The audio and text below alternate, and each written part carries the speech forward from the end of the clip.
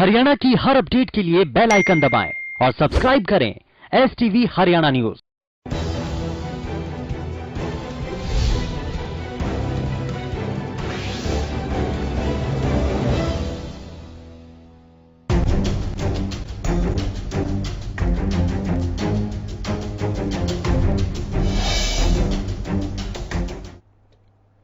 नमस्कार, स्वागत है आपका। मैं हूं गौरव कुमार पांडे। हरियाणा में कोरोना ने रफ्तार पकड़ ली है। कुछ दिन पहले तक ऐसा लग रहा था कि प्रदेश में कोरोना कंट्रोल में है, लेकिन सोमवार को अचानक से मरीजों की संख्या आनी तेज हो गई। सोमवार को कोरोना के सबसे ज्यादा 75 केस सामने आए। इसके चलते अब कुल मरीजों का आंकड़ा 500 के पार हो गया है। सोमवार को सोनीपत और अंबाला में सबसे ज्यादा मरीज सामने आए। सोनीपत में एक साथ 29 और अंबाला में 23 मरीज मिले हैं। रिकवरी रेट में भी हरियाणा पूरे देश में नंबर 2 पर था, लेकिन अचानक से रिकवरी रेट में भी गिरावट आ गई। अब देश भर के आंकड़ों की बात करें तो पिछले 24 घंटे में 3,900 मामले सामने आए हैं और 195 लोगों की मौत। ये संख्या अब तक भारत में सर्वाधिक है। इसके बाद देश भर में कोरोना पॉजिटिव मामलों की कुल संख्या 46,000 के पार हो गई है। कोरोना का आंकड़ा अगर ऐसे ही बढ़ता रहा तो स्थिति काफी मुश्किल हो जाएगी। संक्रमितों का ग्राफ जिस तेजी से बढ़ रहा है, उससे कोरोना को मात देने वालों की गति धीमी हो रही है।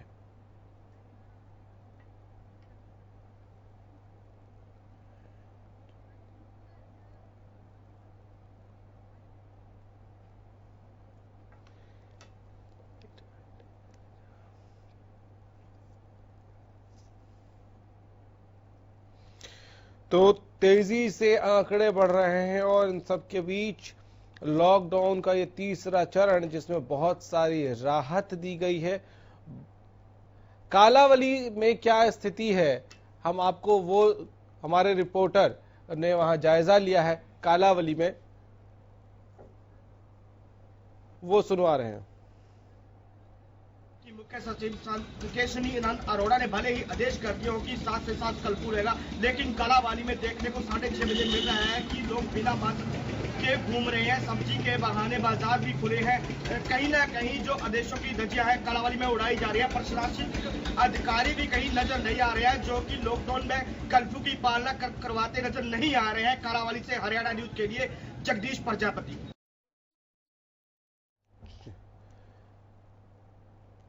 हमारे साथ डॉक्टर परमेश्वर अरोड़ा, MD आयुर्वेद हैं, जुड़ गए हैं चर्चा करने के लिए। डॉक्टर अरोड़ा, बहुत शुक्रिया, आपने टाइम दिया। सर, जिस तरह से आंकड़ों में पिछले कुछ दिनों में तेजी आई है, क्या ये बहुत साफ संकेत दे रहा है कि लॉकडाउन पार्ट 3 में दी गई राहत रियायत पर सरकार को फिर से सोचना ही होगा? बिल्कुल।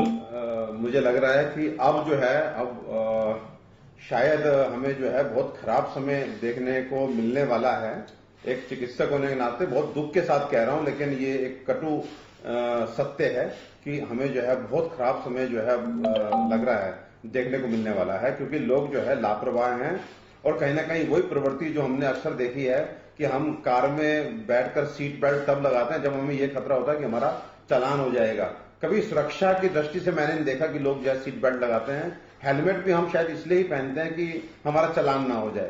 तो बहुत ज्यादा मतलब एक तरह से इररेस्पॉन्सिबल एक नेचर है लोगों का कि समझ नहीं रहे हैं कि ये कितनी गंभीर एक तरह से बीमारी है।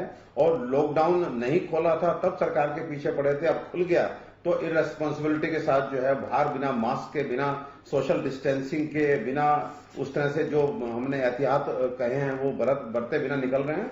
और देखिएगा बाद में सब यही होगा, सरकार पर आरोप लगाएंगे, सरकार बोलेगी हम क्या कर सकते हैं।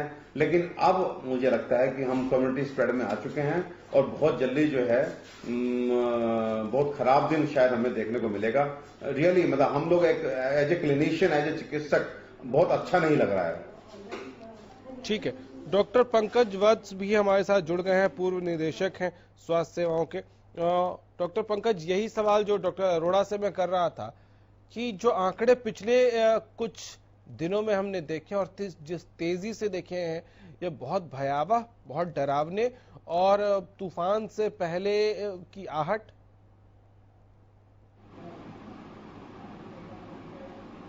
देखिए गौरव जी, मैं तो कई दिन से इस बारे में चिंतन कर रहा था और आपके चैनल के माध्यम से बता भी रहा था कि जो जिस तरीके से ये जो अभी लॉकडाउन किया था, 2 फेज जो पहले लॉकडाउन के किए गए थे, उनका फायदा ये हुआ है कि पहले जैसे ही ये कोरोना वायरस आया था तो उसके संक्रमण को संभालने के लिए देश तैयार नहीं था, स्वास्थ्य सेवाएं तैयार नहीं थी, समाज तैयार नहीं था।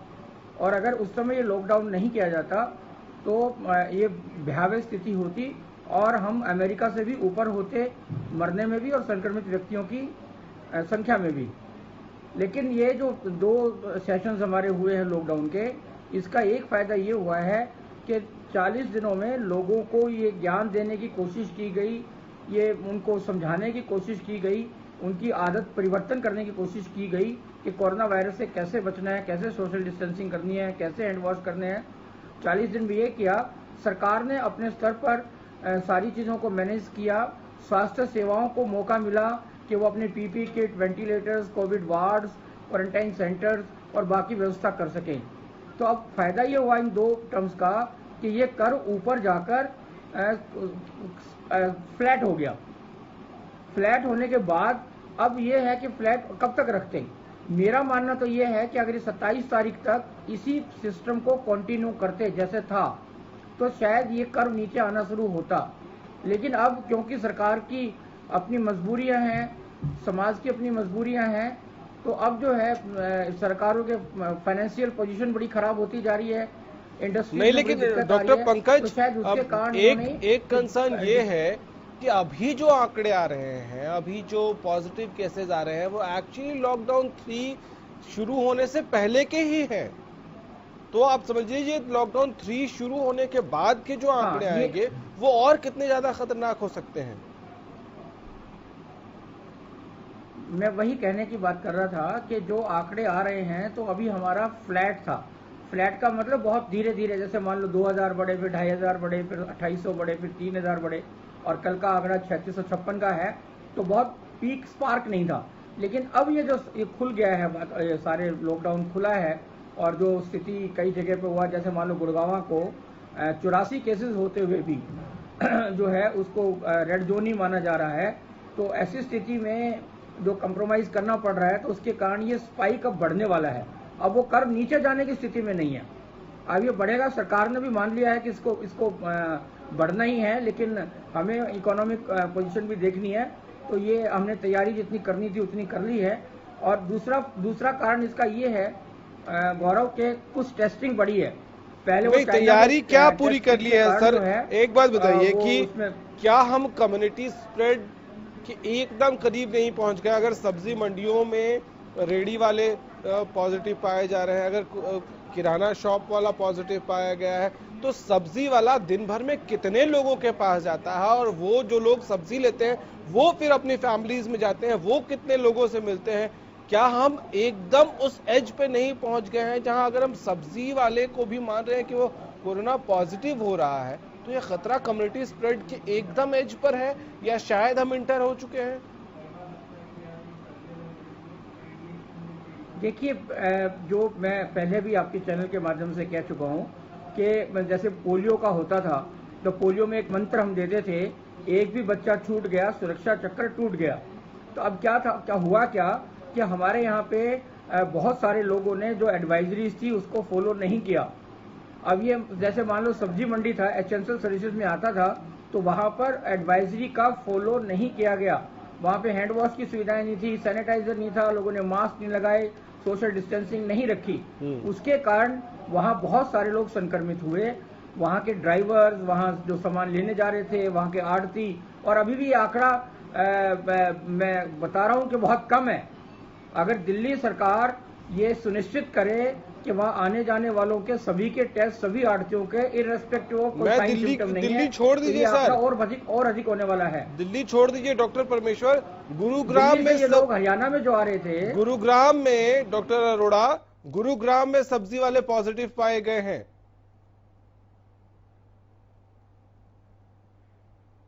We have entered into community spread. अब हम कम्युनिटी स्प्रेड में पहुंच चुके हैं, और जो डॉक्टर पंकज ने कहा, ये 1.5 महीना जो अभी हम एक तरह से लॉकडाउन में रहे फेज 1 और फेज 2 के, उसमें जो है लोगों को बता दिया गया कि भैया इस तरीके से बच सकते हो। एक इतना बहुत अच्छा सा एक एजुकेशन या कह लीजिए गाइडलाइन लोगों को बता दिया गया, डायरेक्शन लोगों को दे दिया गया। अब जो है गौरव, ये 101 की फाइट हो गई, हर व्यक्ति अपनी सुरक्षा खुद करेगा। अब उसको देखना है कि उसने जो है अपने बचाव करना है कि नहीं करना है। अब सरकार ने एक तरह से पल्ला झाड़ दिया है, अपनी जिम्मेदारी खत्म मान ली है। अब कह दिया कि भैया there will not be day zero, day zero कभी नहीं आएगा, आपको कोरोना के साथ जीना सीखना है।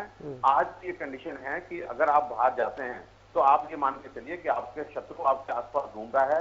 अब आपको सुरक्षा कवच कितना मजबूत रखना है कि आप बच सके। सरकार आपको नहीं बचाएगी। अब बिल्कुल क्लियर है कि हर व्यक्ति को अपने बचाव के लिए खुद ही प्रयास करना होगा, नहीं तो वो इन्फेक्ट हो जाएगा और बाद में किसी से शिकायत नहीं कर पाएगा, और शिकायत करने से जान वापस नहीं आती है। तो आज हर व्यक्ति को अपने लेवल पे काम करना शुरू करना पड़ेगा। ठीक है। इन सब के बीच शराब की दुकानें खुली और हमने पूरे देश भर में तस्वीरें देखी। डॉक्टर पंकज, ये तस्वीरें क्या आपको भी डराती हैं? और अगर शराब रेवेन्यू के लिहाज से अगर हम देखें कि जरूरी है, तो क्या ये बेहतर नहीं होता कि जैसे बाकी चीजें, आप राशन और किराना की चीजें होम डिलीवरी हो रही हैं, अगर रेवेन्यू ही चाहिए तो खुदा के लिए वहां लाइनें लगवाने से बेहतर आप होम डिलीवरी करवा लीजिए। देखिए गौरव जी, आप सोच रहे होंगे मैं मुस्कुरा क्यों रहा हूँ। इस कोरोना वायरस में के दौरान बहुत सारी चीजें जो है ना, हिंदुस्तान ने रिकॉर्ड्स क्रिएट किए हैं, ठीक है। और उसमें से एक रिकॉर्ड रहा कि अभी महाभारत को देखने वाले और रामायण के एपिसोड को देखने वाले लोग 8-10 करोड़ के करीब एक दिन में होते हैं। उसी प्रकार से ये जो अगर ये जो कल जो हुआ है आपके ठेकों पर, अगर पूरे हिंदुस्तान के साथ ह्यूमन चेन जोड़ लिया जाए तो आज तक के वर्ल्ड की सबसे बड़ी ह्यूमन चेन होगी। इतने सारे लोग जो है वो सड़क पे आ गए थे। अगर आप उन सभी का आप करें तो शायद ये गिनीज बुक का रिकॉर्ड हो जाएगा कि एक दिन में शराब के ठेके पर इतनी बड़ी बड़ी लाइनें लगी, अगर उनको सबको इकट्ठा कर लिया जाए तो। ठीक है। पंकज जी, आपकी आवाज थोड़ी टूट रही है। डॉक्टर अरोड़ा, इसी पर सवाल आपसे है। ठीक है, अगर रेवेन्यू के लिहाज से इतना महत्वपूर्ण है शराब की बिक्री शुरू करना, तो बजाय इसके कि कई किलोमीटर लंबी कतारें लगे, होम डिलीवरी अलाउ कर दीजिए। नहीं, देखिए ये बहुत अच्छी बात नहीं है। हम लोग हंस लेते हैं, मुस्कुरा देते हैं, लेकिन ये बहुत ही शर्मिंदगी की बात है कि हम अपने देश को किस दिशा की तरफ लेके जाना चाहते हैं। हम अपने देश को किस दिशा की तरफ लेके जाना चाहते हैं, हम अपनी आने वाली जनरेशन को किस दिशा की तरफ ले जाना चाहते हैं। क्या हम शराब पिला करके, शराब बेच करके हम अपने देश की तरक्की चाहते हैं, या अपने देश की अर्थव्यवस्था मजबूत करना चाहते हैं? मुझे नहीं लगता कि ये बहुत लंबा चलने वाला प्रोसेस है। यदि हम हर व्यक्ति को, हर बच्चे को शराबी बना देंगे तो हम किस तरह के होंगे? कहते हैं कि देश डिपेंड करता है कि उसका नागरिक कितना स्वस्थ है, और ये शराब ना आपको शारीरिक रूप से स्वस्थ करती है, ना आपको मानसिक रूप से स्वस्थ करती है, ना आपको सामाजिक रूप से स्वस्थ करती है, ना आपको आध्यात्मिक रूप से स्वस्थ करती है, और ना ही आपको आर्थिक रूप से स्वस्थ करती है। तो मुझे लगता है कि ये बहुत ही निंदनीय है। इसकी जितनी निंदा की जाए उतनी जो है कम है कि आप जो है देश में शराब इसलिए आप जो है बिकवा रहे हैं या आप प्रमोट कर रहे हैं कि आपकी आर्थिक स्थिति अच्छी होती है। मुझे लगता है कि सूखी रोटी खाना अच्छा है। अगर देश में सब व्यक्ति साल में केवल एक कपड़ा खरीद सकें तो अच्छा है, लेकिन अगर शराब के माध्यम बनाकर देश की तरक्की करनी है, देश में मॉल और थिएटर और मंगल ग्रह पे जो यान भेजना है, तो हमें ऐसा मंगल ग्रह का यान नहीं चाहिए जिसके बदले में हमें अपने बच्चों को शराब के तरफ जो है प्रेरित करना पड़े और वहां के टैक्स वसूलने को देश की अर्थव्यवस्था का स्तंभ मानना पड़े। ठीक है, हमने मंडी डिस्कस कर लिया, हमने शराब डिस्कस कर लिया। अब माइग्रेशन एक बहुत बड़ा इशू इस वक्त है। डॉक्टर पंकज, पहले आपसे चाहूंगा कि जो लोग माइग्रेशन के लिए अप्लाई कर रहे हैं या जिनको भेजा जा रहा है, जहां भेजा जा रहा है, वो क्या एक पोटेंशियल बॉम्ब की तरह नहीं भेजा जा रहा है? क्या सबका पहले कोरोना टेस्ट पॉजिटिव नेगेटिव देख के उसके बाद ही नहीं भेजा जाना चाहिए था? गौरव जी, इसमें ये व्यवस्था, इस तरह की व्यवस्था की गई है कि जब ये इनका यहाँ पे जब रजिस्ट्रेशन हो रहा है तो जाने से पहले इनको इंश्योर करेंगे कि इनका नहीं है। लेकिन ये निश्चित तौर पे आपका जो कहना बहुत उचित है गौरव जी, ये कहना आपका बहुत उचित है कि जाने से पहले इन सभी का कोरोना टेस्ट होना चाहिए। इनके ऐप में जो आरोग्य सेतु ऐप जो है उसका डाउनलोड होना चाहिए। जाने से पहले इनका टेस्टिंग होनी चाहिए और जो गंतव्य स्थान पर है वहां पहुंचने के बाद कम से कम 21 दिन के लिए, 14 नहीं 21 दिन के लिए इनको वहां पे क्वारंटाइन किया जाना चाहिए, तभी इनको वहां की मुख्य धारा में सम्मिलित किया जाना चाहिए। अब प्रॉब्लम ये आ गई है कि जो एडमिनिस्ट्रेशन भी परेशान हो गया, जो इनको राशन प्रोवाइड कर रहे थे, जो संस्थाएं, सामाजिक संस्थाएं आ रही थी जो फूड प्रोवाइड कर रहे थे, वो इन 40 दिनों में वो भी थक गए हैं। इसलिए अब सबने, और वो जो यहाँ रह रहे थे वो भी इस आशा में थे कि लॉकडाउन खुल जाएगा, व्यवस्थाएं फिर से शुरू हो जाएंगी। अब वो सब नहीं हो रहा है तो उनकी भी पेशेंस खत्म हो गई है। अब जब उन्होंने जाना ही है तो फिर ये सुनिश्चित किया जाना जरूरी है कि जाने से पहले उनका कोरोना टेस्ट हो और वहां क्वारंटाइन में रख के, और क्वारंटाइन में रखने के बाद वहां पे आखिर में फिर दोबारा टेस्ट हो, क्योंकि उस क्वारंटाइन पीरियड में भी साइन सिम्टम या कैरियर हो सकते हैं, और उसके बाद उनको मुख्य धारा में सम्मिलित किया जाए। ठीक है डॉक्टर परमेश्वर, ये कितना खतरनाक आपके लिहाज से जो भेजा जा रहा है स्टूडेंट्स को, लेबर्स को, तीर्थयात्रियों को, घूमने आए लोगों को अपने अपने स्टेट वापस भेजा जाना बिना कोरोना टेस्ट के? आप क्या टेस्ट कर रहे हैं? अगर आप डॉक्टर के पास जा रहे हैं, हाँ जी फीवर है या नहीं है, आपको जुकाम है या नहीं है, तो हम ये भी जानते हैं कि बड़ी तादाद आज की डेट में एसिम्प्टोमेटिक लोगों की है। बिल्कुल गौरव, आपने सही कहा। लगभग 80% लोग जो हैं एसिम्प्टोमेटिक हैं।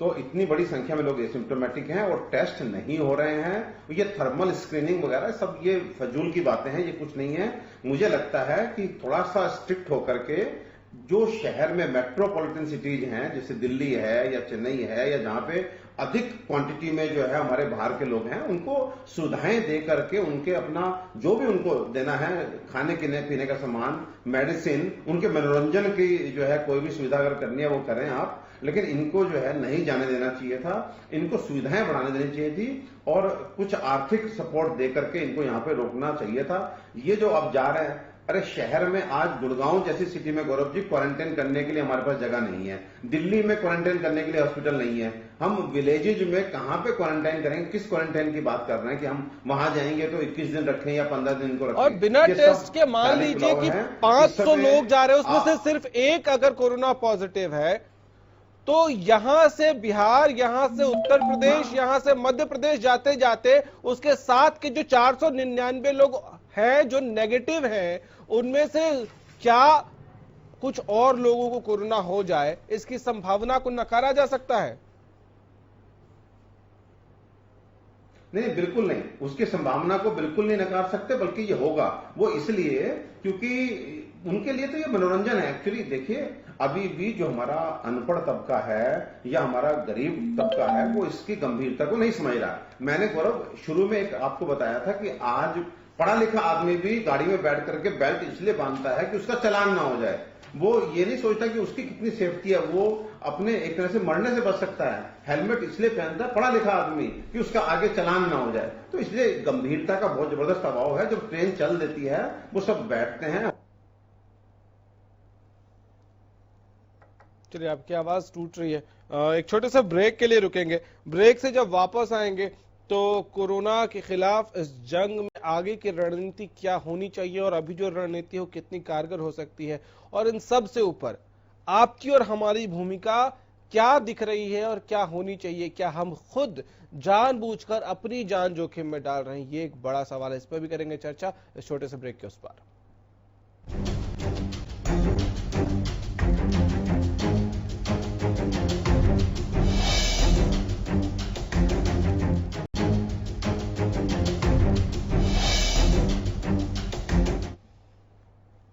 ब्रेक के बाद एक बार फिर से आपका स्वागत है। चर्चा को आगे बढ़ाते हैं। हमारे साथ दोनों मेहमान लगातार जुड़े हुए हैं। हम माइग्रेटरी जो लोग हैं, जिनको घर पहुंचाने की बात सरकारें कर रही हैं, डॉक्टर पंकज उनकी भी बात कर रहे थे ब्रेक पर जाने से पहले। तो अगर हम टेस्ट करके नहीं भेजते हैं, बस से, ट्रेन से, जैसे भी आप भेज रहे हैं, अगर उसमें से एक दो भी इन्फेक्टेड हैं, तो वो 500,000 किलोमीटर जाते जाते कितने लोगों को और पॉजिटिव कर देंगे, इन्फेक्टेड कर देंगे, ये कह पाना बहुत मुश्किल होगा। आपको कहा दो तरीके से इस पे करना पड़ेगा। पहले आपको जाने से पहले टेस्ट करना पड़ेगा, वहां पे जाने के बाद 14 वो उससे पता लग जाएगा कि टेस्ट रिपोर्ट आएगी, और जब वहां जाने के बाद उनको क्वारंटाइन किया जाएगा तो क्वारंटाइन करने के ड्यूरेशन में भी लास्ट में जाने से पहले उनके टेस्टिंग की जाएगी। जब उनके वो भी टेस्टिंग ठीक हो जाएगी तभी उनको उसमें मेन धारा में जोड़ने का मौका दिया जाना चाहिए, उससे पहले नहीं। वहां पर भी टेस्ट हो और यहाँ पर भी टेस्ट हो, इसके दो फायदे होंगे। एक तो ये संक्रमण उन गांवों तक नहीं पहुंचेगा, उनके गंतव्य स्थान तक नहीं पहुंचेगा, और दूसरा हमें कम्युनिटी में इसकी कितनी पोजीशन है, कितने केसेस हैं, उसका भी पता लग जाएगा। अब देखिए दिल्ली के आंकड़े जो हैं वो इसलिए ज्यादा हैं कि वहां पे 1,98,00,000 की पॉपुलेशन होने के बावजूद भी 58,000 टेस्ट किए गए, जबकि हरियाणा में 2,86,00,000 पॉपुलेशन होने के बाद भी केवल 38,000 टेस्ट किए गए। तो जब आप ज्यादा टेस्टिंग करेंगे तो आपको ज्यादा पिक्चर क्लियर होकर आएगी कि कितने केसेस हो रहे हैं या कितने केसेस नहीं हो रहे हैं। अभी तक बहुत ज्यादा टेस्ट हिंदुस्तान में नहीं हो पा रहे हैं, स्टेट्स में भी कम टेस्ट हो रहे हैं, इसलिए टेस्टिंग फैसिलिटीज बनाना है। और ये है नहीं, उस पे आएंगे, टेस्टिंग पे अलग से चर्चा करेंगे डॉक्टर वत्स। इस वक्त वही कह रहा हूँ मैं, गौरव यही कह रहा हूँ कि माइग्रेशन की जो पॉपुलेशन जा रही है वो इन्फेक्टेड एरियाज की जो पॉपुलेशन जा रही है वो इन्फेक्टेड एरियाज में से अनइन्फेक्टेड एरियाज में जा रही है, इसलिए इनकी टेस्टिंग करना जरूरी है। उनको एक्सपेंड करना पड़ेगा अपनी टेस्टिंग फैसिलिटीज को। बिल्कुल। डॉक्टर अरोड़ा, एक बात बताइए, ये ज्यादातर लोग उन जगहों से हैं, उन राज्यों से हैं जो कंपैरेटिवली कम विकसित हैं, जहां स्वास्थ्य सेवाएं कम विकसित है। अगर उनके पास इतनी फैसिलिटीज होती ही तो उनके इतने सारे लोग मजदूर बनकर दूसरे राज्यों में काम नहीं कर रहे होते। अगर उनके पास इतनी व्यवस्थाएं होती, इतना विकसित होते, तो इसका मतलब वहां हेल्थ फैसिलिटीज भी कमजोर हैं। तो क्या ये बहुत बड़ा अन्याय नहीं होगा उन राज्यों के साथ अगर हम बिना टेस्ट किए यहां से भेज देते हैं? और ये थर्मल टेस्टिंग या हम रैपिड किट भी, मैं कह रहा हूं रैपिड किट से भी जो टेस्टिंग हो रही है उसमें हर बार सही आ जा रहा है, ये हम जानते हैं कि नहीं है ऐसा? बिल्कुल गौरव, देखिए ये जो भी है ये एक तरह से आग में खेल रहे हैं हम लोग। और शुरू में जो है थोड़ी सी हल्की सी जो तपिश लगती है वो अच्छा महसूस करती है, बाद में स्किन जलती है, जो उस तरह का काम हो रहा है। मुझे लगता है कि जो लोग यहाँ पर थे, बड़े शहरों में जो लोग काम करने आए हुए थे, चाहे वो दिल्ली हो, चाहे वो सूरत हो, तो बॉम्बे हो, यहाँ पे सरकार को उनको किसी भी तरह से, चाहे वो प्यार से, चाहे वो शक्ति से, चाहे उनको आर्थिक मदद देके, चाहे उनका मनोरंजन का हिसाब बना करके उनको करना चाहिए था। क्योंकि यहां से जाने वाले व्यक्ति, देखिए गौरव, यहां आप इन्फेक्टेड एरिया से नॉन इन्फेक्टेड एरिया में कोरोना बॉम्ब्स को भेज रहे हैं, कोरोना कैरियर्स को भेज रहे हैं। यहां पर टेस्टिंग पॉसिबल ही नहीं है, एक्चुअली सही टेस्टिंग पॉसिबल नहीं है गौरव। हमारी यहां पे इतनी अधिक पॉपुलेशन है कि आप, जैसे हमने पहले आंकड़े दिए थे, अगर 1 लाख टेस्ट भी रोज करने लगे तो 37 वर्ष लग जाएंगे पूरे इंडिया को टेस्ट करने में। और एक बार टेस्ट करने का मतलब ये नहीं है कि आजीवन के लिए आपने सर्टिफिकेट दे दिया। आप आज एक व्यक्ति को टेस्ट करते हैं और वो 3 दिन बाद यहां से जाता है, तो हो सकता है बीच में 2 दिन जब वो स्टेशन पे घूम रहा है, ट्रेन में बैठ रहा है, किसी और व्यक्ति से मिल रहा है, तब वो इन्फेक्टेड हो जाएगा। एक्चुअली जो टेस्टिंग है वो एक सही राह नहीं है इस महामारी से निपटने का। इस महामारी से निपटना है तो हमें जो है सरकार को टेस्टिंग पे पैसे खर्च ना करके पैसे खर्च करने चाहिए बहुत छोटी बेसिक चीजों पे, जैसे उनको मास्क की उपलब्धता, 1 रुपए का एक मास्क आना चाहिए, सैनिटाइजर की बोतल 10 रुपए की आनी चाहिए बड़ी बोतल, उनको जो है जगह जगह आयुर्वेदिक लौंग बांटनी चाहिए, काली मिर्च बांटनी चाहिए, उनको कहीं ना कहीं काढ़े बांटने चाहिए। आज इनेट इम्यूनिटी, जो हमारी इम्यूनिटी, जो primary line of defence mechanism है, वो हमको मजबूत करना है। आज अब वो स्टेज जा चुकी है कि हम टेस्टिंग करके क्या कर लेंगे, हमारे पास जगह नहीं है, हम क्वारंटाइन नहीं कर सकते, हम पेशेंट के पास नहीं जा रहे हैं, बल्कि ये तो और बुरी कंडीशन हो गई कि हम जो है कहीं ना कहीं डॉक्टर अरोड़ा, मुझे याद है कि इस समय तो हम सुरक्षा, मैं कुछ दिन पहले डिबेट में मैंने एक बात कही थी कि ये जो माइग्रेटरी जो लेबरर्स हैं, इनको हमने यहाँ शेल्टर होम्स में रखा हुआ है, इनको घर भेजने के बजाय अगर स्किल इंडिया के तहत इनको हम यहीं पे मछली पालन की ट्रेनिंग दें, यहीं पर हम मधुमक्खी पालन की ट्रेनिंग दें, यहीं पे हम इनको हर्ब्स उगाने की ट्रेनिंग दें, स्पाइसेस कैसे उगाए जा सकते हैं, घड़ी कैसे रिपेयर की जा सकती है, मोबाइल मोटरसाइकिल कैसे रिपेयर किया जा सकता है, तो इनका यहाँ मन भी लगता। दूसरा, ये कोई स्किल सीख जाते और जब लॉकडाउन खत्म होता आप इनको प्लान्ड तरीके से भेजते तो रूरल इकोनॉमी पूरे इंडिया की इकोनॉमी को बूस्ट देती। ये मैंने डिबेट में पहले भी इस बात की चर्चा की, तब आप नहीं जुड़े थे, क्योंकि आज आप जुड़े हैं तो मैंने इसलिए इसका जिक्र छेड़ा कि क्या आप ये बता सकते हैं कि क्योंकि आप आयुर्वेद से जुड़े हैं, तो ऐसे हर्ब्स क्या उगाए जा सकते हैं और इन माइग्रेटरी लोगों को, इन लेबर्स को सिखाया जा सकता है कि जाकर ये गांव अपने खेतों में ये हर्ब्स उगाएं, ये मेडिसिन उगाएं जो आयुर्वेद में काम आते हैं, क्या उनकी कीमत मिलेगी? अरे बहुत अधिक। आज गौरव, आज पूरा विश्व जो है अच्छी हर्ब्स जो है, हर्बल मेडिसिन की में है, और हमारे पास फॉर्चुनेटली ऐसे एरियाज हैं, और स्पेशली देखिए हमारे यहाँ जो माइग्रेंट लेबर है वो कहाँ से हैं, ये सब यूपी से है, बिहार से है, जहाँ की भूमि बहुत उपजाऊ है। तो अगर हम इन लोगों को बताएं कि किस हैबिटेट की जो मेडिसिनल प्लांट्स हैं वो अपने आप बो सकते हैं, उनकी खेती कर सकते हैं, तो मुझे लगता है कि बहुत अच्छा। और आपका सुझाव भी काबिल तारीफ है। अगर यहाँ पर किसी तरह से गवर्नमेंट इस तरह की व्यवस्था कर दे कि कोई ट्रेनिंग उनको ऐसी दी जाए जो वो स्किल, और साथ में उनको ये कहा जाता, आप देखिए आदमी है उसे रोजी रोटी चलानी है, अगर ये कहा जाएगा कि जो यहाँ रहेगा उसकी हो सकता है कि वो कुछ सीख जाएगा तो सरकारी नौकरी लगवा देंगे। अब आप देखिए, तो अगर आप ये कह दें कि सरकारी नौकरी लग जाएगी या इतना उसको सैलरी देंगे, तो यहां से जाने की बजाय यहाँ का आदमी ये कोशिश करता कि गांव का आदमी कैसे दिल्ली आ जाए, कैसे सूरत आ जाए, कैसे मुंबई आ जाए। तो कहीं ना कहीं दृढ़ इच्छा शक्ति की कमी है, प्लानिंग की कमी है, सरकार नहीं मान रही है। सरकार ने अब गौरव बिल्कुल पूरी तरह से पल्ला झाड़ दिया है। हमारे माननीय मुख्यमंत्री महोदयों ने भी कहना शुरू कर दिया कि ना अब भैया ये डे जीरो नहीं आएगा, आपकी सुरक्षा आपके हाथ में। और ये बिल्कुल सच भी है कि अब जो है इस समय वो आदमी बचेगा जो ये समझेगा कि मेरे सामने जो आदमी खड़ा है, चाहे वो कोई क्यों ना हो, हंसता खेलता कि ये कोरोना का पेशेंट है और मैं भी कोरोना का पेशेंट इससे बन जाऊंगा। तो अगर ये जो है एक एहतियात, ये नेगेटिविटी अपने अंदर डालनी पड़ेगी कि सामने जो व्यक्ति है वो कोरोना का पेशेंट है और ये मुझे भी कोरोना का पेशेंट बनाएगा। डॉक्टर साहब, मैं आपको वापस उसी मुद्दे पर लेके आना चाहूंगा, क्योंकि शेल्टर होम्स में बहुत सारे लोग सुन रहे होंगे आपको, ये उम्मीद करते हैं। कौन कौन से ऐसे हर्बल प्लांट्स हो सकते हैं जो उगाए जा सकते हैं, जिनसे रूरल इकोनॉमी को बूस्ट मिल सकता है, जिनसे इन लोगों को अपने घर पे ही रोजगार मिल सकता है? ऐसे कौन से हर्ब्स हो सकते हैं? देखिए, अपने आप में आज के टाइम पे अदरक, काली मिर्च, पिपली, दालचीनी, इलायची, हमारा बिहार इतना बड़ा है, हमारा उत्तर प्रदेश इतना बड़ा है कि वहां पे इतने वेरिएंट देखने को मिलते हैं, हर तरह की लैंड है। मैं कहता हूं आप शतावरी आज ऐसी हर्ब है जो पूरे विश्व में जिसकी मांग है, अश्वगंधा की मांग पूरे विश्व में है। तो कहीं ना कहीं ये सारी इतनी चीजें हैं। मकोए एक ऐसी चीज है, बड़ी सिंपल सी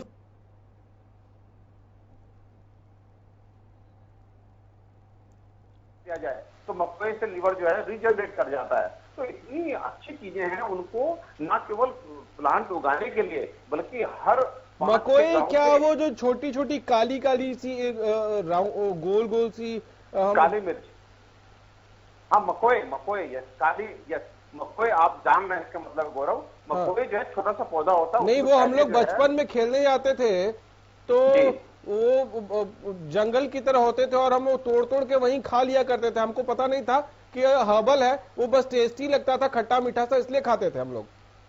जान लीजिए, इस विश्व में लीवर को अच्छा करने के लिए, शरीर की सूजन उतारने के लिए, वो जो आप गौरव खाते थे, शरीर की सूजन उतारने के लिए वो जो आप गौरव खाते थे, उससे अच्छी औषधि कोई नहीं है। पूरे शरीर में फिर से जान डाल देती है मकोए। और बहुत सारे विलेजेस ऐसे हैं जहां मकोए का साग खाया जाता है, और बच्चे मकोए के फल जो आप बता रहे हैं कि खट्टे मीठे पहले ऑरेंज होते हैं और उसका काले पड़ जाते हैं, उसको खा जाते हैं। अगर भारत जो है, और हमारे यहाँ यूपी में आप देखेंगे और बिहार में कि नदियों के किनारे, नालियों के किनारे जहां पानी है वहां उतना मकोए होता है कि पूछिए मत। जंगल की तरह। अगर उसको कॉमर्शियली जो है हम उसकी मेडिसिन तैयार करें और मेडिसिन तैयार करके हम उसको मतलब पूरे विश्व में हम देखिए, लीवर के बारे में मैं कहना चाहता हूं कि आज क्योंकि एग्जाम्पल मिल गया हमको, कल शराब खुली है और देखिए कैसे लाइन लगी है, तो जितने ये शराबी लोग हैं उन सबका लीवर कमजोर है। अगर उनको कह दीजिए कि शराब की बोतल पीजिए लेकिन साथ में मकोए की 2 गोली खा लीजिए, तो सब खाएंगे। तो उनका लीवर बचा रहेगा। लीवर बचा, पूरे विश्व में मकोए की जो है वो प्रमोट होना चाहिए। मकोए बहुत अच्छी चीज होती है। तो ये नहीं, ये तो एक उदाहरण है सर, लेकिन मैं जो ऑर्नामेंटल एक बेल होती है, लेकिन इसी के थ्रू में एक सवाल जो मैं जहां लेके आना चाहता था एक्चुअली, कि इनको अगर ट्रेनिंग दी भी जाए, इनको बताया भी जाए कि इन प्लांट्स की बहुत डिमांड है, इन फ्रूट्स की बहुत डिमांड है, इन हर्ब्स की बहुत डिमांड है, लेकिन क्या हम मार्केट पहुंचा पाए हैं गांव तक?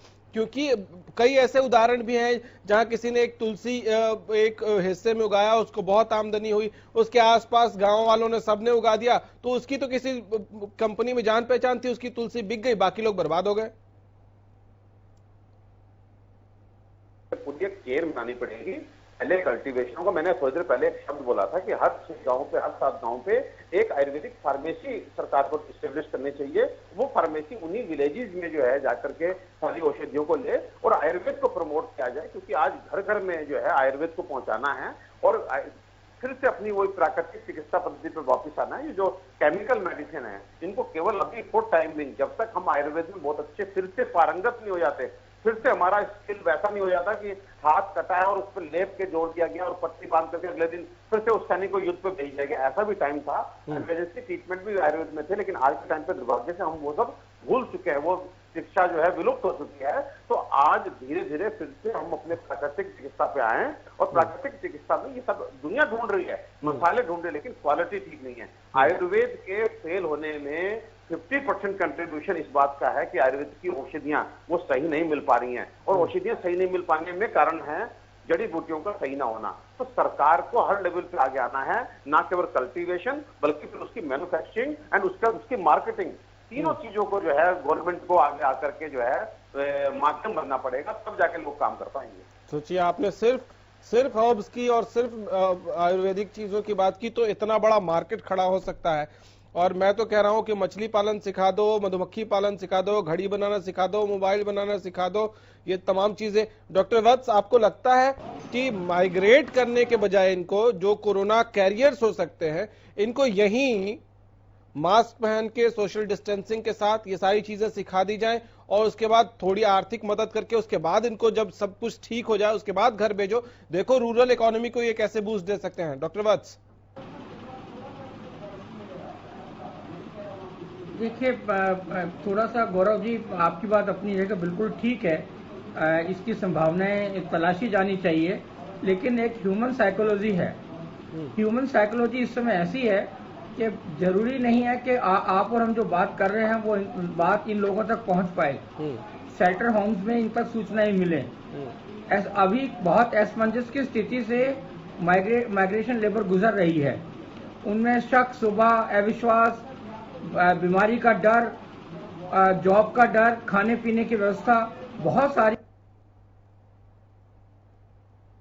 अपने देश पहुंचना है, अपने गांव को अपना देश मानते हैं, प्रदेश मानते हैं, उसको वहां पहुंचना है। वो कहता है मैं जैसी तैसी स्थिति में वहां रहूंगा और जब मुझे सही मौका मिलेगा तब मैं आऊंगा। लेकिन मुझे अब ये लग रहा है कि जैसे गवर्नमेंट ऑफ इंडिया प्लान कर रही है कि ये इंडस्ट्रीज, चाइना से जो इंडस्ट्रीज हिंदुस्तान में लगाने वाले हैं, तो इनको भी एक्सपेंड करेंगे। ये उन स्टेट्स में भी जाकर लगेंगी जहां पर अभी इंडस्ट्रियल ज्यादा स्थिति ठीक नहीं है। तो इन लोगों को वहां पे जब वो इंडस्ट्रीज आएंगी तो वहां पे इनकी स्किल और इनका जॉब भी वहां पे इनको मिलेगा। तो ये काफी डायरेक्शनल मूव है सर। ये बिल्कुल तो जब तक आएंगी कंपनियां, जब तक लगेगी इंडस्ट्री, और ऐसे जगहों पर जाना जहां से ये लोग आते हैं वहां इंफ्रास्ट्रक्चर भी कम है, वहां इंफ्रास्ट्रक्चर डेवलप होना, उसमें तो बहुत टाइम लग जाएगा सर। वो रातों रात होने वाली चीज नहीं है। मैं गौरव जी ये कह रहा था कि जो बात आप कह रहे हैं ना, तो ये जहां वो जा रहे हैं अपने अपने स्टेट्स में, उन स्टेट गवर्नमेंट को ये स्किल डेवलपमेंट की इस ड्यूरेशन में उनको सिखाना चाहिए, वहां पर इनको इस चीज के लिए तैयार किया जाना चाहिए, जहां पर ये वहां चले जाएंगे। ठीक है। डॉक्टर अरोड़ा, एक बात बताइए कि ठीक है, अभी बहुत आसानी से सब लोग कह रहे हैं कि ठीक है इनको भेज दो। एक तो कोरोना के उन जगहों पर पहुंचने का खतरा है, दूसरा ये अगर वर्कर्स चले जाएंगे, मैं इसलिए कह रहा था कि यहाँ इनको सिखाओ, एक तो कुछ स्किल सीख जाएंगे, दूसरा इनका मन लगेगा, और तीसरा इस वक्त उनकी फैमिलीज में भी ये होगा और इनके मन में भी होगा यार अपने घर पे रह के काम कर रहे होते, 2 रोटी ही कमा रहे होते तो यहाँ इस झमेले में नहीं पड़ते। तो इस वक्त ये चाहेंगे कि ऐसी चीजें हम सीख लें जिससे हम अपने घर पे ही काम कर सकें। लेकिन उसको अगर साइड में रखें, अगर सारे मजदूर चले गए तो यहाँ जो आपने 3rd फेज में इंडस्ट्रीज खोलने की बात की है वो कैसे काम करेंगी? तो ये कि हमारा डिस्कशन जो है वो आज इस पे अधिक है, हमारा डिस्कशन जो है वो आज इस पे अधिक है फोकस की हमें इस कोरोना महामारी जो ये पेंडेमिक है इससे कैसे बचना है। तो यहाँ पे हमेशा प्यार की बात नहीं होगी, हमें सख्ती भी करनी पड़ेगी, क्योंकि आज अगर हम माइग्रेंट्स को यहां से भेजते हैं तो आप इन्फेक्शियस एरिया से नॉन इन्फेक्शियस एरिया में एक तरह से कोरोना कैरियर्स को भेज रहे हैं। तो आप, मैं ये नहीं कह रहा कि सख्ती जो है वो ऐसी हो कि वो भूखे मरे, सख्ती ऐसी होनी चाहिए कि उनको खाना बहुत अच्छा मिले, उनको आर्थिक मदद मिले, उनका मनोरंजन का इंतजाम हो और उनको ये एश्योरेंस हो कि आज अगर आप यहाँ रुकते हैं तो ये एक तरह से आप जैसे सीमा पे सेना लड़ती है तो उस तरह से आपका ये सहयोग है हमारे देश का इस महामारी से निपटने में। तो अगर आप यहाँ रुकते हैं तो आपको इसके बाद में जो जो यहाँ रुकेगा उसको इस हिसाब से आर्थिक मदद दी जाएगी या आपको नौकरी दी जाएगी लॉटरी सिस्टम से, तो आप देखेगा कोई नहीं जाएगा। ठीक है, ये बहुत इम्पोर्टेंट, बहुत इम्पोर्टेंट, बिल्कुल चिंता करके रख दिया, ये बहुत इम्पोर्टेंट। अच्छा, इन सब के बीच में लास्ट में मैं यही चर्चा करना चाहता हूं कि ठीक है आर्थिक दृष्टिकोण से खोलने की जरूरत है, इकोनॉमी को बूस्ट देने की जरूरत है, इसलिए कई जगहों पर राहत रियायत दी गई है, लेकिन क्या इन सब के बीच सिर्फ सरकार की और सिर्फ प्रशासन की जिम्मेदारी है? इतने दिनों में के लॉकडाउन में क्या हमने ये भी नहीं सीखा कि हमको बाहर निकलते समय मास्क पहनना है, सोशल डिस्टेंसिंग का पालन करना है, हाथ सैनिटाइज करना है, क्योंकि इससे हमारी जान को ही खतरा है? क्या हम इतने दिनों में ये भी नहीं सीख पाए और हमारी जिम्मेदारी नहीं है क्या ये? 75% नहीं सीख पाए, अगर ईमानदारी से बोलूं तो 25% लोग गौरव ऐसे हैं जो आज सीरियस हैं और ये सब कर रहे हैं जो हम और आप बार बार लोगों तक पहुंचा रहे हैं, पूरा दिन पहुंचा रहे हैं और पिछले 2 महीने से बार बार कह के आप वही बात बार बार दोहराते हैं, हम भी बार बार वही बात दोहराते हैं। लेकिन मैं तीसरी बार इस प्रोग्राम में, आज के प्रोग्राम में दोहरा रहा हूं कि पढ़े लिखे लोग भी सीट बेल्ट इसलिए बांधते हैं कार में बैठ करके क्योंकि उनका चालान ना हो जाए, वो हेलमेट इसलिए पहनते हैं कि उनका चालान ना हो जाए, उनको अपनी सुरक्षा का नहीं है। तो कहीं ना कहीं अनपढ़ों की तो बात छोड़ो, पढ़े लिखे लोग भी ऐसे ही हैं, तो इसलिए सब कुछ राम भरोसे है। लेकिन अब गौरव जी ये आप बोलना शुरू कर दीजिए कि अब जो है आपकी लड़ाई, आपकी जान बचाने की लड़ाई आप खुद ही लड़ेंगे, अब आपके लिए कोई नहीं लड़ रहा। आप बाद में किसी को शिकायत मत करना, क्योंकि ये कोरोना जो है ये आपको अगर चिपट गया और आपकी उम्र थोड़ी सी अधिक है और आपको कोई बीमारी है तो ये छोड़ेगा नहीं, आपकी मदद करने वाला नहीं होगा। आप जितना मर्जी चिल्लाना और कितना मर्जी पैसा खर्च कर देना, आपके काम नहीं आएगा। ठीक है, तो पंकज वत्स जी इस पे आपका भी रिएक्शन चाहेंगे कि क्या सिर्फ सरकार की रिस्पॉन्सिबिलिटी है, सिर्फ प्रशासन की रिस्पॉन्सिबिलिटी है? क्या हमको एक छोटी सी बात समझ में नहीं आ रही भेजी में हमारे कि अगर हम मास्क पहन के नहीं निकलेंगे, अगर हम हैंड सैनिटाइज नहीं करेंगे, अगर हम सोशल डिस्टेंसिंग नहीं बनाएंगे, फिजिकल डिस्टेंसिंग नहीं बनाएंगे, तो हम खुद को ही खतरे में डाल रहे हैं? बात को ध्यान में रखते हुए एक बात कहना चाहूंगा, ये जो माइग्रेशन हो रहा है इसके पीछे भी ये कारण है। देखिए, जानकारी होते हुए भी आपकी मजबूरियां हैं। आप देख रहे हैं ये लेबर कैसे सर्कमस्टांसेस में रहती है, ये कहीं स्लम्स में रहती हैं, कहीं रेंटेड हाउस में रहती हैं जहाँ पे एक कॉमन बाथरूम है, जहाँ पे हाथ धोने की व्यवस्था तो छोड़िएगा, बाथरूम भी उनको शेयर करना पड़ रहा है, यहाँ पे एक एक कमरे में 3-3, 4-4 लोग हैं।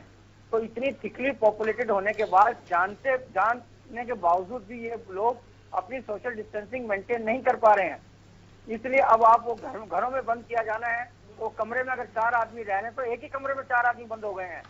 अगर एक बिल्डिंग में 700 लोग बंद हो गए हैं तो आप देख रहे हैं कि वहां पे और बढ़ रहा है।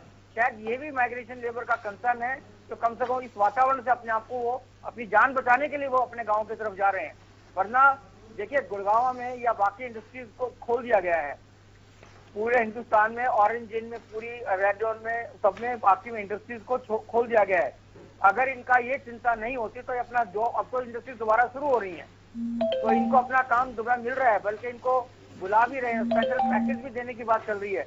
लेकिन उसके बावजूद भी क्योंकि वो सोशल डिस्टेंसिंग मेंटेन नहीं कर पा रहे हैं, इन सारी चीजों को नहीं कर पाने की स्थिति के, इसलिए वो जान बचाने के लिए अपने अपने प्रदेश में, अपने देश में जाना चाह रहे हैं। वहां कम से कम सोशल डिस्टेंसिंग तो जरूर पॉसिबल उनके लिए हो पाएगी, क्योंकि गांव में खुला वातावरण रहता है। ठीक है, इसमें क्या कसूर डॉक्टर अरोड़ा, आप ये मानते हैं कि जिन लोगों ने इनके भरोसे, इनकी मेहनत से लाखों करोड़ों रुपए छापे, इंडस्ट्रियलिस्ट जो हैं, वो ऐसी वक्त पर, मैं सबको ब्लेम नहीं कर रहा हूं, कुछ बहुत अच्छे लोग भी हैं, बहुत अच्छे एग्जाम्पल भी हैं, लेकिन बहुत बड़ी तादाद ऐसे लोगों की भी है जो सिर्फ थोड़े से खर्च की वजह से अपना पल्ला झाड़ गए, इनको पैसे नहीं दिए, इनके रहने, इनके खाने की व्यवस्था सुनिश्चित बेहतर तरीके से कर सकते थे और नहीं किया। देखिए गौरव, इंडस्ट्रीज की क्या कंडीशन है ये तो मैं नहीं कमेंट कर पाऊंगा, क्योंकि हर इंडस्ट्री जो है बहुत अच्छी कंडीशन में तो नहीं होती कि वहां पे काम ना हो और सब लेबर को वो पैसे दे पाए, तो मैं इस पे तो नहीं कह पाऊंगा। कुछ अच्छे लोग भी होते हैं, कुछ खराब लोग भी होते हैं, तो लेकिन यह है कि स्थिति, मुझे ऐसा लगता है कि इन लोगों को, अगर मजदूरों को सही से टैकल किया जाता तो ये कम से कम इस कोरोना महामारी से निपटने के लिए जो अच्छा होता। और इनको मास्क पहनाना, देखिए सोशल डिस्टेंसिंग की जहां तक बात है, आप सोशल डिस्टेंसिंग कर सकते हैं विलेजेज में जाके, लेकिन हमें विलेजेज में जो आज हमें सुनने को मिलता है, देखने को मिलता है, विलेजेज में जो आज हमें सुनने को मिलता है, देखने को मिलता है मीडिया के माध्यम से, विलेजेज में बहुत अच्छी तरीके से सोशल डिस्टेंसिंग नहीं फॉलो हो रही। वो लोग बैठ रहे हैं, वो लोग बिल्कुल इसे गंभीरता से ले ही नहीं रहे हैं एक्चुअली। तो मुझे नहीं लगता कि हम ये कहें कि वहां विलेजेज में अगर जाएंगे तो वहां पे सोशल डिस्टेंसिंग बहुत अच्छे से मैनेज हो जाएगी, ऐसा बिल्कुल नहीं है। वो लोग तो बिल्कुल उससे गंभीरता से नहीं ले रहे हैं। और हम वी आर डेंसली पॉपुलेटेड, हमारे यहाँ जो है ऐसा नहीं कि विलेजेज बहुत आप वैसे रह गए कि बड़े खुले खुले, और यहाँ तो फिर भी हम एक तरह से फ्लैट सिस्टम में हैं, लेकिन वहां गांव में तो पास पास घर होते हैं, लोग घर के बाहर बैठ करके चौपाल लगी हुई है, गंभीरता नहीं है। यहाँ पे हमें जो है इस समय मीडिया को, जैसे आप कर भी रहे हैं, बहुत सीरियसली लोगों को बताना पड़ेगा कि ये बहुत स्थिति घातक है, और मास्क का प्रयोग जो है वो सोशल डिस्टेंसिंग से भी ज्यादा इंपॉर्टेंट है। आप पास है लेकिन मास्क, तो यहाँ मास्क की अवेलेबिलिटी तो अधिक है, लेकिन वो भी आप देखिए, आप जाइए मंडी में देखिए कितने लोग मास्क लगा रहे हैं, एक कपड़ा सा लपेट के वो भी नीचे गिरा पड़ा होता है। और ऐसे ही सुबह देखिए लोग दुकान में बैठे हैं, लेकिन अक्सर जब आप उनके पास जाते हैं तब एकदम से मास्क ऊपर कर लेते हैं। अदरवाइज जो है वो 4, 5, 6 लोग जो बैठे होते हैं उनको आपस में कोई दिक्कत नहीं है एक दूसरे से। तो मुझे लगता है गंभीरता का अभाव है, चीजें अच्छी हो सकती थी हम, और इसमें जो है हमारा फिर से वही वाली बात आती है कि जनसंख्या का अधिक होना ये एक बहुत बड़ी चिंता का विषय है, और ये एक बहुत बड़ी प्रॉब्लम है हमारे लिए। हम बहुत डेंसली पॉपुलेटेड देश हैं।